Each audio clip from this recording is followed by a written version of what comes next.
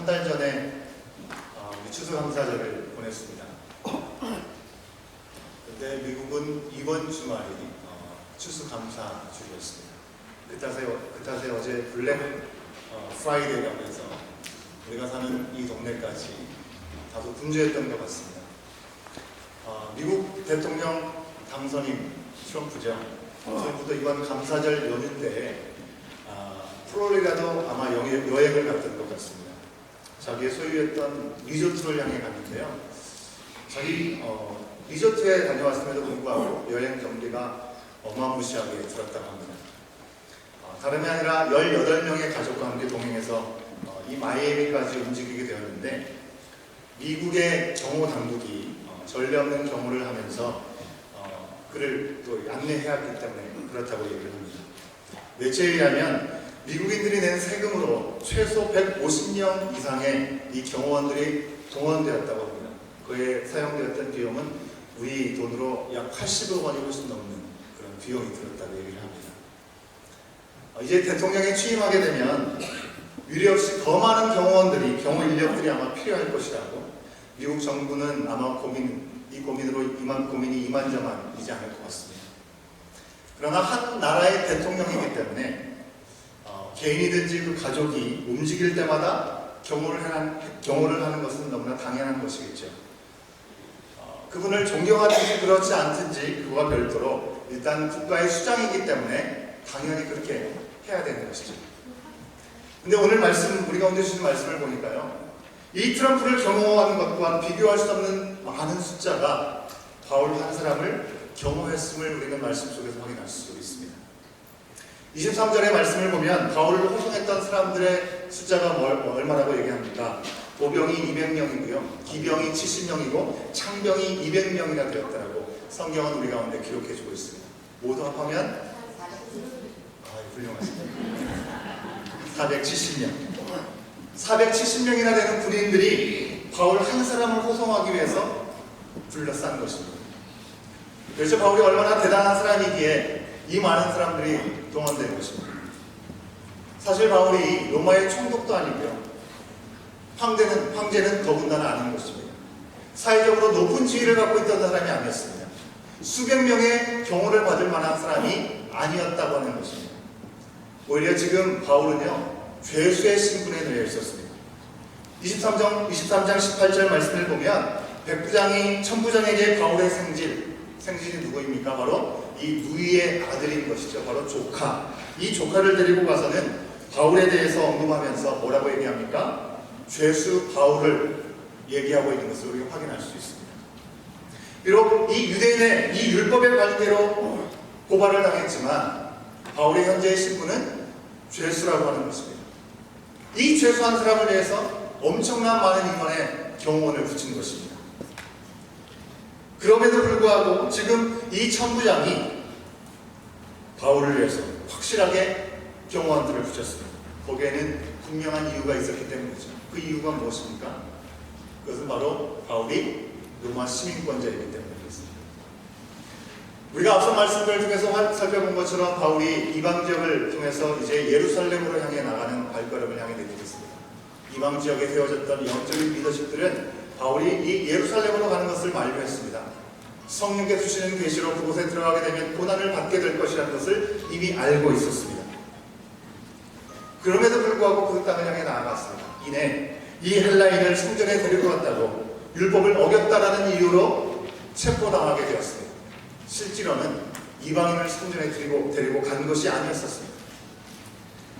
유대인들의 무리들은 이 바울을 잡아서 폭행을 일삼았습니다. 너무나 폭행이 심해서 이 로마 군사들이 그를 들고 나와야만 하는 상황에 이르렀다고 성경은 말씀해주고 있습니다. 순식간에 폭도들에 의해서 포로 신세가 되고 또 이 죄수가 되었던 이 바울은요, 천부장 앞에서 헬라어를 유창하게 하면서 얘기를 합니다. 그러면서 자신이 다소시의 시민이라고 얘기를 하는 것입니다. 바울은 문화적으로 아주 높은 수준을 가지고 있었던 다소시의 시민이었다고 하는 것입니다. 이 시민의 자격을 가지고 이 사람들 앞에 자신을 설명할 수 있는 기회를 허락해달라고 요청을 하는 것이죠. 그래서 자신을 소개할 수 있는 기회를 얻게 되었습니다. 하지만 그 순간까지도 바울은 로마 시민권자라고 자신을 드러내지 않았습니다. 오히려 지금 자신이 묶여있고 또 곤란한 형편에 처해 있을지라도 이 변명할 수 있는 기회를 얻었던 것, 그것은 자신이 죄가 없다는 것을 주장하기 위한 것이 아니라 그 시간을 통해서라도 이 사람들이 하나님의 놀라운 복음을 듣기 원했기 때문에 그렇다는 것입니다.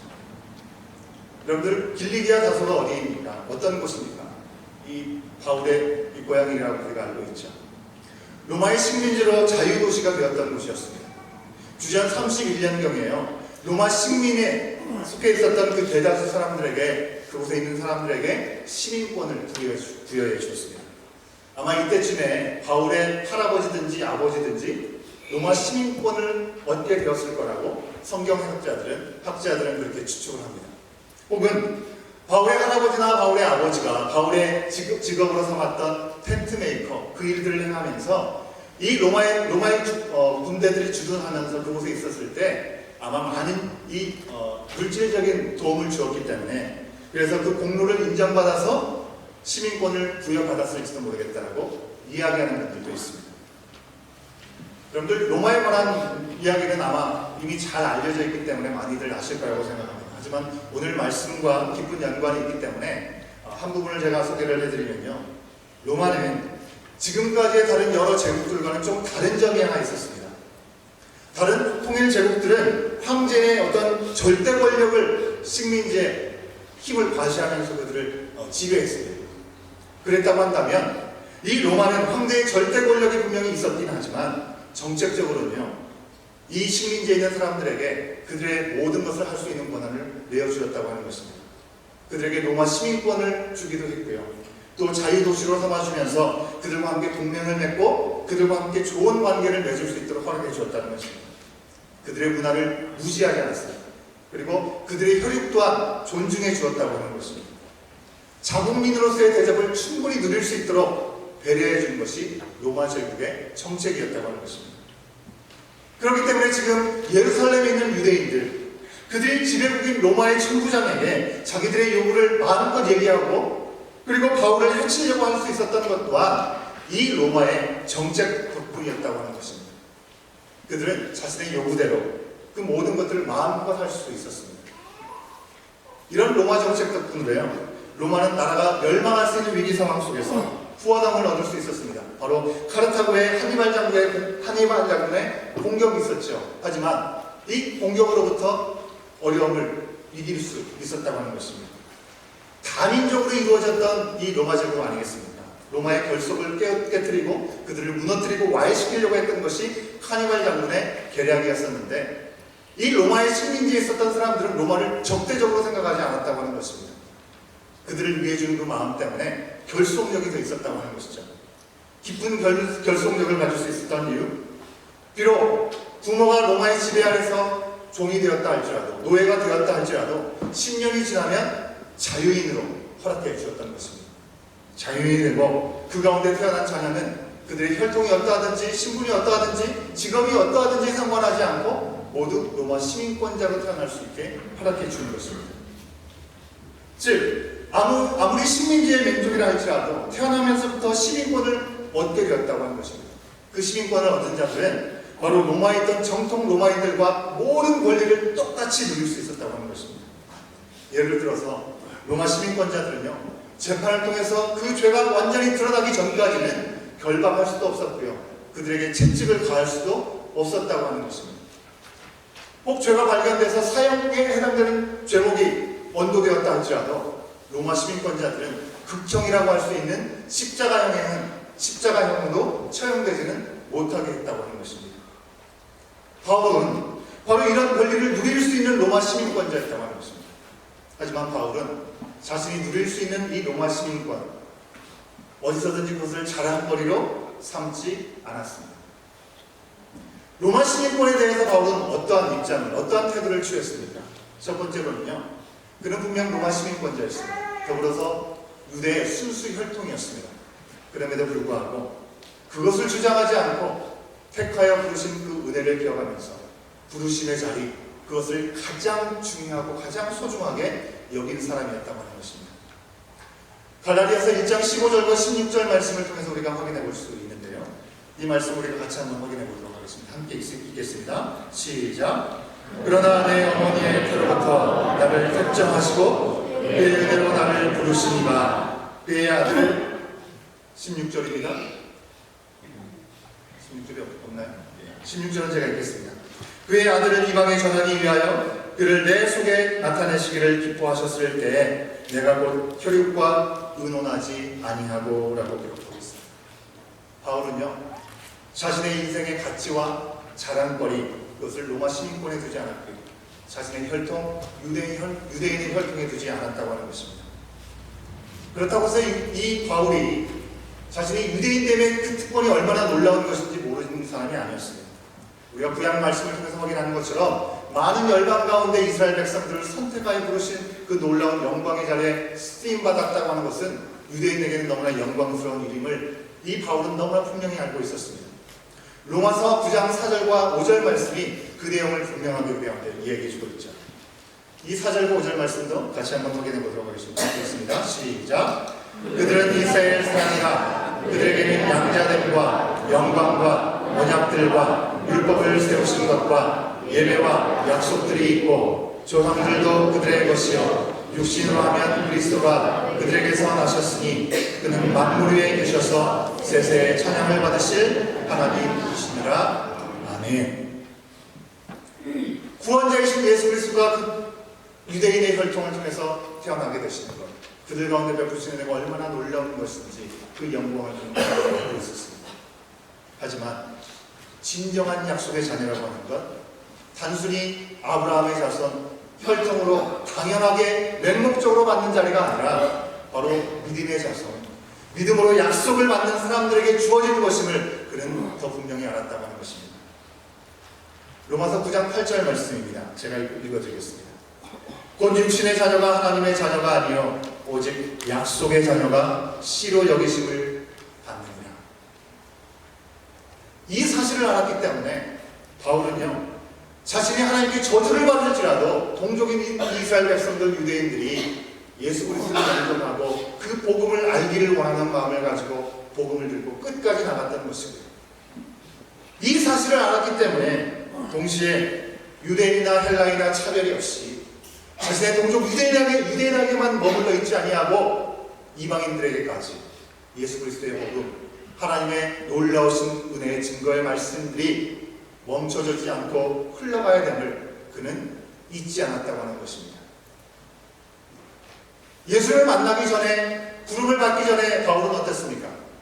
유대인으로서 율법을 철저히 지키면서 예수님을 믿는 자들을 잡아들이고 핍박했던 사람이었습니다.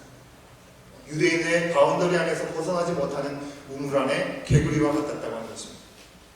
하지만 예수님을 만나고 부르심을 받은 후에 그의 시민권은 내가 지금 누리고 있는 로마 시민권이나 또 유다의 혈통이라는 것에 매여 있지 않게 되었습니다. 그의 정체성은 하늘나라에 있음을 그가 분명히 알게 되었다고 하는 것입니다. 그의 시민권은 오직 하늘에 있고 그의 인생의 소망과 자랑은 오직 하나님 안에만 있다는 것을 그는 분명히 깨닫게 되었습니다. 빌립보서 3장 20절의 그 내용을 우리 가운데 분명하게 증거해 주고 있죠. 빌립보서 3장 20절 말씀 함께 확인해 봅니다. 함께 읽습니다. 시작. 그러나 우리의 시민권은 하늘에 있는지라 거기로부터 구원하는 자 곧 주 예수 그리스도를 기다리니. 여기에 바울이요, 우리의 시민권이 하늘에서 받을 것이다 라고 얘기하고 있지 않습니다. 뭐라고 얘기하고 있습니까? 우리의 시민권은 어디에 있다고요? 하늘에 있다라고 얘기하고 있습니다. 언젠가 받을 것이 아니라 지금 이 순간에도 하늘나라에 속해 있다라고 말씀하고 있는 것입니다. 무엇을 얘기하는 것입니까? 바울은 이미 자신의 진정한 시민권이라고 하는 것, 그것은 로마가 아니라 하늘에 있음을 분명히 알았습니다.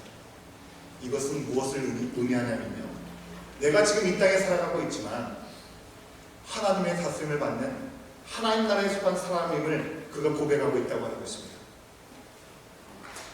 바울은 어떤 면에서 우리와 아주 동일한 그런 상황에 놓여 있을지도 모르겠습니다. 바울은 로마 시민권자의 유대의 혈통을 갖고 태어난 사람이죠. 우리는 어떻습니까? 한국에서, 대한민국에서 태어난 한민족의 피가 우리 가운데 흘러가고 있습니다. 하지만 우리는 이곳에 인도함을 받고 캐나다 땅에서 캐나다 시민권자로 영주권자로 살아가고 있습니다. 바울이 그가 살아가는 땅에서 유대인으로서의 주장하지 않고 로마 시민권자로서의 주장하지 않은 것처럼 우리들은 과연 이 땅에 살아가면서 코리안이 아니고 캐나디안이 아니고 진정한 하나님의 시민권 크리스천으로 살아가고 있는지 자문할 수 있어야 될 줄 압니다. 두 번째로요, 이 로마 시민권에 대한 태도는요, 그렇다고 해서 이 로마 시민권 내가 하늘에 속해 있기 때문에 다 배설물로 여기면서 아무런 필요가 없다? 그렇게 생각하는 것도 아니었다고 하는 것입니다. 로마 시민권에 연연해하지는 않았습니다. 하지만 하나님의 섭리 가운데 살아가신 자신의 신분에 따라 로마 시민권 그 권리를 오직 복음을 전하는 일을 위해서 시시때때로 아주 지혜롭게 사용했다고 하는 것입니다. 사도행전 22장의 말씀에서 바울은 자신을 죄수로 결박하게 만든 이 유대인들 앞에서 말씀을 전하기 위해서 다소시의 시민이라고 자신을 밝혔습니다. 또한 설교를 들었던 이 유대인들이 일으키는 폭동을 잠재우기 위해서 바울을 묻고 책찍질을 하려고 했던 이 백부장 앞에서는 로마 시민권자라고 얘기를 밝혔습니다. 그 사실의 여부를 확인하기 위해서 천부장이 나서게 된 것이죠. 이 천부장조차도요, 군인으로서 이 로마 시민권이라고 하는 것은 엄청난 특혜를 갖고 있기 때문에 많은 돈을 들여서라도 그것을 얻고자 했던 사람이었다고 하는 것입니다. 그래서 로마 시민권을 얻었던 사람이 천부장이었습니다. 그런데 바울은 어떻습니까? 돈으로 산 것이 아니라 태어나면서부터 로마 시민권자였다고 하는 것입니다. 그 사실을 알고 나서 두렵고 떨리는 마음을 감출 수가 없었던 것이죠. 왜요? 로마 시민권자를 알아보지도 않고 함부로 결박하고 채찍질을 했다가는 그렇게 행하는 사람들은 그 지위에서 떨어질 수밖에 없는 것이고 그 모든 권위를 다 몰수당할 수밖에 없는 위기가 있기 때문에 그렇습니다. 하나님은 이 천부장을 두렵게 하심을 통해서도 다시 한번 공의 앞에서 하나님의 말씀을 증거할 수 있는 기회를 허락받았습니다. 그런데 이번에는 이 바울이 아주 지혜로운 말씀을 한마디 던집니다. 뭐라고 얘기합니까? 자신은 바리새인 출신이라고 얘기를 하는 것이죠. 그러면서 이 죽은 자의 소망, 바로 부활을 증언하다가 지금 신문받게 되었다라고 짧은 한마디로 지혜롭게 던졌습니다. 사실 지금 공회 앞에서 이 바울 한 사람을 잡으려고 했던 그 모든 사람들은 한 부류가 아니었습니다. 바리새파 사람, 사두개파 사람들이 나눠져 있었습니다. 바리새파 사람들은요, 예수님의 부활을 인정하는 사람들이었고요. 사두개파 사람들은 부활을 인정하지 않는 서로 적대적인 사람들이었습니다. 그런데 바울 한 사람을 잡는 데 있어서는 한 마음이 되었던 것이죠. 바울이 그 자리에서 자신이 바리새파 사람임을 고백했을 때 그들의 갈등이 다시금 불거지게 되는 것입니다. 그가 함께 있던 그 자리에 분쟁의 마음이 일어나게 되었다고 하는 것입니다. 그러나 바울은 천부장을 통해서 보호를 받게 되었을 뿐만 아니라 그 혼란 속에서도 주의 환상을 보고 힘을 얻는 놀라운 은혜를 입게 되었다고 하는 것입니다. 어떤 은혜의 말씀을 허락받았습니까? 23장 11절 말씀을 우리가 같이 한번 확인해 볼까요? 우리 주님께서 바울에게 강건함으로 말씀하신 것입니다. 23장 11절 말씀 함께 있습니다. 시작. 그날 밤에 주께서 바울 곁에 서서 이르시되 담대하라. 내가 예루살렘에서 나의 일을 증언한 것 같이 로마에서도 증언하여라 하리라. 아멘. 지금 바울의 눈앞에는 한순간을 예상할 수 없는 예측불허한 상황 가운데, 위기 가운데 놓여 있습니다. 하나님께서는 그를 지키실 것이고 그가 로마를 가기까지 붙들어 주실 것을 약속해 주셨습니다. 여러분들 생각해 보십시오. 로마 시민권이라고 하는 것, 드러내기만 하면 많은 것을 누릴 수 있는 자리인데 자신의 강점을 의존하지 않고 오직 하나님 한 분만을 의지하면서 그분의 말씀에 순종하는 것 결코 쉬운 일이 아닙니다.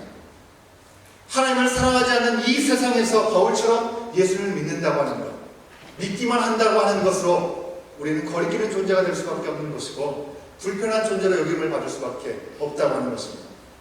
오죽하면 바울이요, 고린도전서 4장 13절 말씀에서 뭐라고 하냐면 우리가 지금까지 세상의 더러운 것과 만물의 찌꺼기같이 되었도다라고 이야기를 했겠습니다.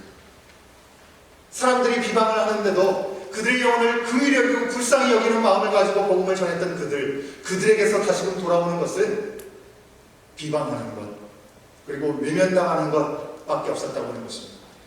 얼마나 그것이 힘들었기에 자신을 만물의 찌꺼기와 같다라고까지 표현했겠습니까? 사실 만물의 찌꺼기라고 표현하는 것이 좀 완곡한 표현인 것이죠. 속된 말로 얘기하면 무엇인 것입니까? 쓰레기 취급을 당했다라고 얘기하는 것과 똑같은 것입니다. 이렇게 주님 안에서 보배롭고 존귀하게 지음을 받은 우리들이 마치 죄수처럼 아니면 쓰레기처럼 여김을 받을지라도 오직 예수 그리스도 하나님의 말씀 앞에 우리가 그것을 붙잡고 그 명령하신 길을 따라 나갈 수 있는 이유가 과연 무엇이겠습니까? 바울이 로마 시민권이나 정통한 유대인으로서 살아갔다고 한다면 적당한 것을 누리면서 살아갈 수 있었을 것입니다. 하지만 왜 그가 애써서 욕을 먹고 동족에게 대적이 되었고 또 이방인들에게 멸시의 눈초리를 받으면서 그 자리로 나갔냐고 하는 것입니다. 그 이유는요, 오직 하나님께서 자기 자신이나 자기 자신의 힘이나 자신이 누릴 수 있는 특권을 의존하지 않고 오직 하나님만을 의존하는 자에게 책임지는 놀라운 손길을 부어주시기 때문에 그렇습니다. 오늘 말씀의 제목처럼 우리 하나님은 우리가 하나님의 나라와 의를 구하기 원하는 마음을 가지고 있을 때 언제나 우리를 구해주신다고 하는 것입니다.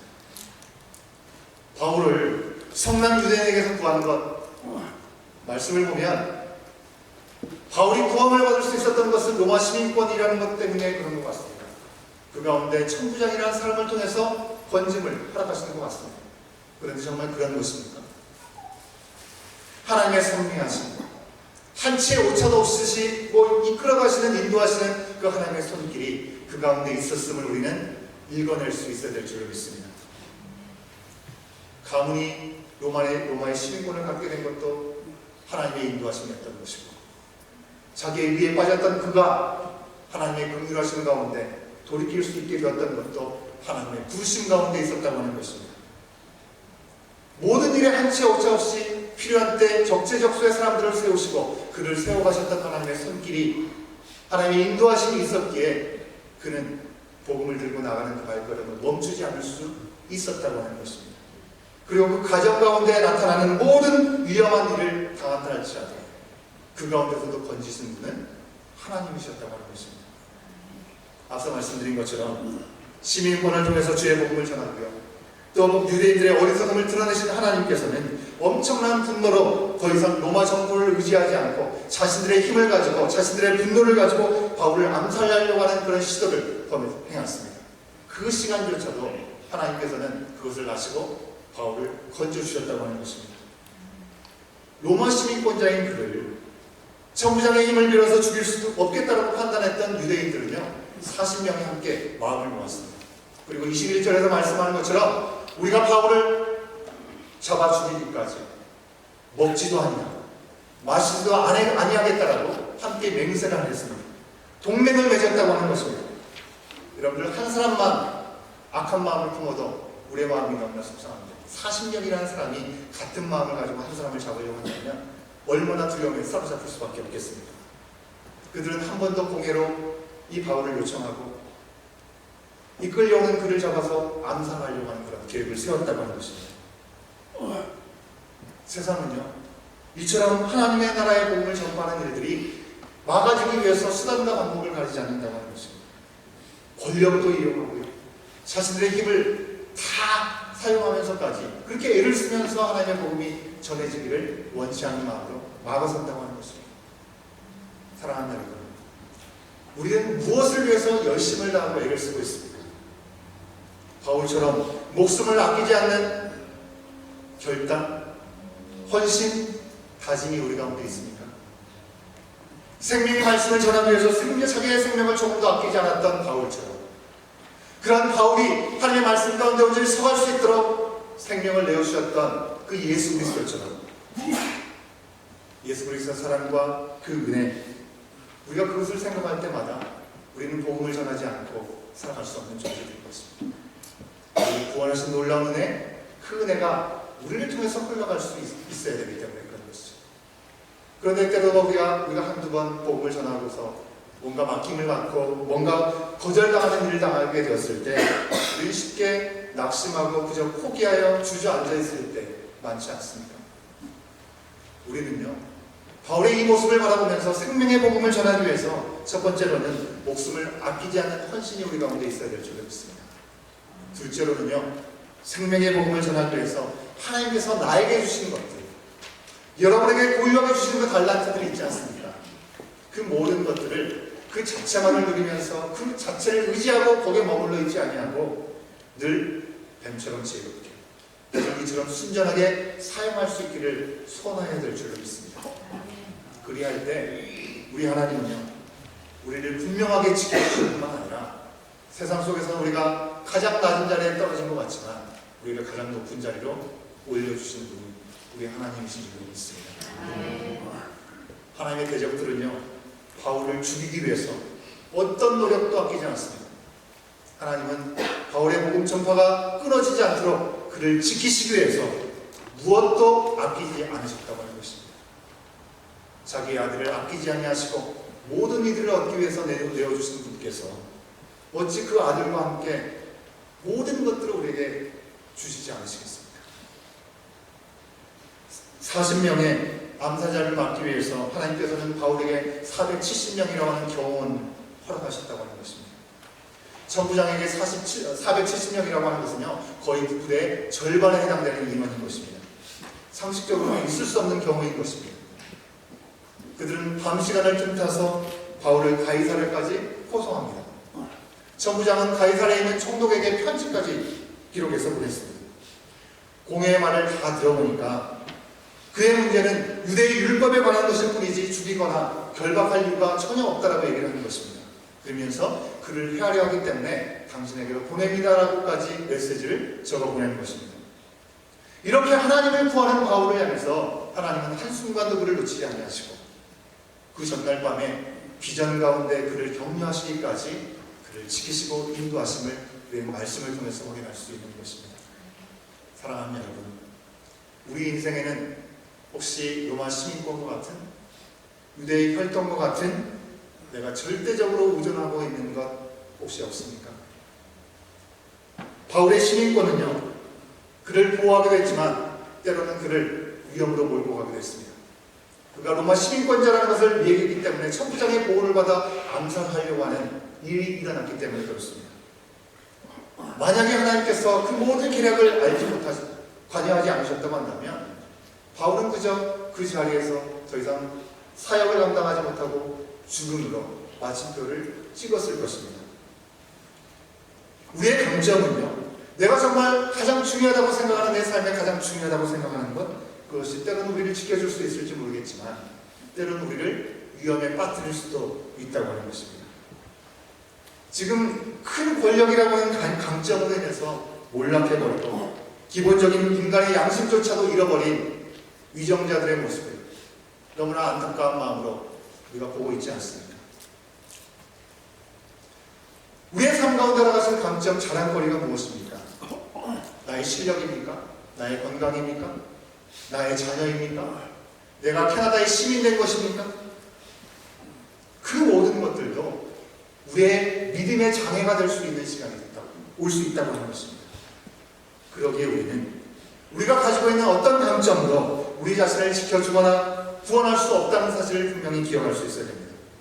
그것이 물질이든지 실력이든지 지위든지 언어든지 명예든지 캐나다 시민이든지 건강이든지 지식이든지 젊음이든지 연륜이든지 경험이든지 스펙이든지 어떤 것도 우리를 지켜줄 수 없습니다.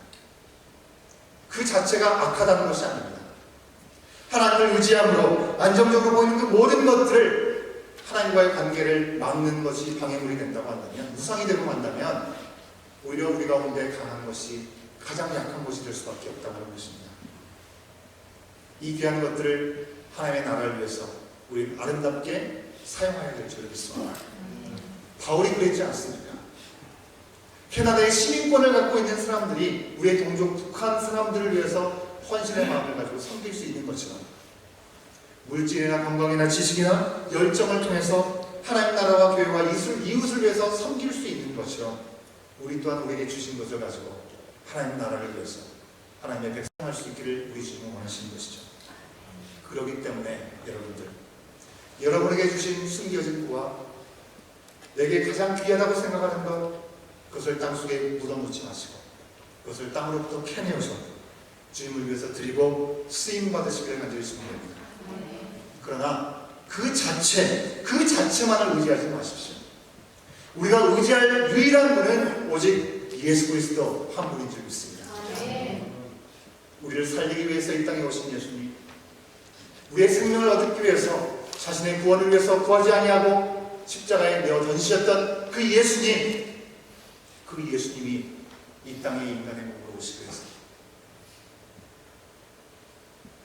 모든 것들을 다 내어주신 것을 기억하는 대림절 첫 번째 주일을 우리가 맞았습니다. 예수님께서 오심을 기다리며 보내는 이 시간 가운데 내가 무엇을 의지하고 있었는지, 내가 무엇이 내 삶의 가장 강점이라고 생각하고 있는지를 돌아보면서 오직 예수님만을 의지하고 예수님의 뜻 가운데 온전히 서갈 수 있는 우리가 될 때, 우리 주님을 구하는 삶을 우리가 놓치지 않을 때 매 순간 구원받는 우리의 인생이 될 수 있을 줄 믿습니다. 특별히 오늘 헌신 예배를 드리는 우리 디모데의 여러분들, 여러분 대부분은 지금 아직은 좀 건강하다 생각하실 수 있겠고요.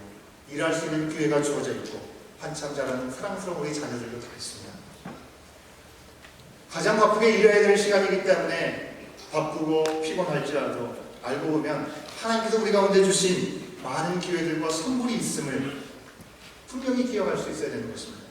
그러나 그 선물 자체에 우리의 눈이 머물러서는 안 되는 것이고요. 그 선물을 주신 하나님의 손길 앞에 모든 인생을 드릴 수 있어야 될 줄 믿습니다. 지금 가진 직업, 지금 가지고 있는 건강, 모든 것 세월이 지나면 변할 수밖에 없지만 우리 하나님만은 어제나 오늘이나 영원토록 변함이 없으신 분이기 때문에 그렇습니다. 그 주님만을 의지하고 내 스스로 안에서 무엇인가를 구하려고 하지 않아요. 주님의 손길로 인도함을 받고 더 많은 사람들을 구원할 수 있는 교회 안과 교회 밖에서 쓰임받는 우리 모든 디모데 회원들, 그리고 이 자리에서 말씀 앞에 서는 우리 모두가 될 수 있기를 간절히 소망합니다. 우리의 시민권은 하늘에 있습니다. 기도하겠습니다. 사랑의 하나님, 오늘 감사합니다. 오늘도 우리 가운데 말씀하여 주시는 아버지 하나님, 우리가 오늘 살아가면서 나의 정체성이 어디에 있는지, 하나님의 자녀로 구원함을 받았음에도 불구하고 여전히 세상 것으로 모든 것들을 걸고 살아가고 있지는 않은지, 그것으로 인해서 넘어지고 쓰러지고 좌절하고 절망하면서 그 일들을 반복하고만 있지 않은지 돌아볼 수 있도록 인도하여 주시옵소서. 하나님을 구할 때 우리를 책임져 주시고 우리를 구하신다고 말씀하신 그 놀라우신 약속의 말씀을 기억하는 우리들 되게 인도하여 주시옵소서. 특별히 오늘 헌신의 마음을 가지고 드리는 우리 디모데 모든 회원들, 함께 말씀 앞에 서는 우리 모든 지체들이 하나님 한 분만으로 만족하고 우리가 유일하게 구할 수 있는 분, 의지할 분은 예수 그리스도라는 것을 기억하면서 우리 가운데 허락하신 그 모든 것들을 하나님의 나라를 위해서, 하나님께서 지금도 구하기 원하시는 그 생명을 위해서 사용할 수 있는 주의 백성들 다 되게 인도하여 주시옵소서. 우리의 시민권 이 땅에 있지 아니하고 하늘에 있음을 분명히 기억하므로 주님 나라 오기까지 그 믿음의 경주를 온전히 달려갈 수 있는 우리의 모습이 될 수 있도록 성령 하나님 인도하여 주옵시고, 주님의 오심을 기다리는 대강절을, 대림절을 보내면서 그 주님 앞에 더 깊이 나갈 수 있는 우리의 모습이 될 수 있도록 함께 하시길 간절히 바라보며 이 모든 말씀 예수님의 이름으로 간절히 기도하옵나이다.